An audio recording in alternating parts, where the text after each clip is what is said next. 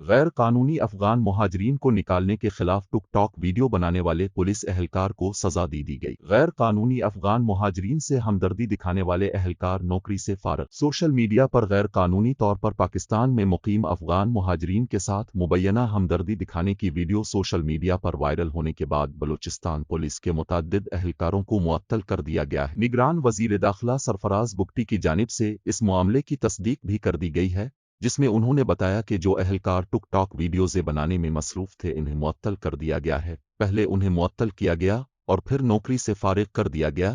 ان کے خلاف مزید کارروائی بھی کی جائے گی۔ مبینہ ویڈیو میں اہلکار کی جانب سے غیر قانونی افغان مہاجرین کو ملک سے نکالنے کے حکومتی اقدام پر شدید تنقید کی گئی اور انہوں نے اپنے ساتھیوں کو بھی اپنے ساتھ ملانے کی اپیل۔ اہلکار کا کہنا تھا کہ اگر مجھے اس ویڈیو کے بعد معطل بھی کر دیا گیا تو مجھے کوئی پریشانی نہیں ہے اور وہ کام کے لیے افغانستان چلا جائے گا جہاں اسے کھلیبانوں سے خوش آمدید کہا جائے گا۔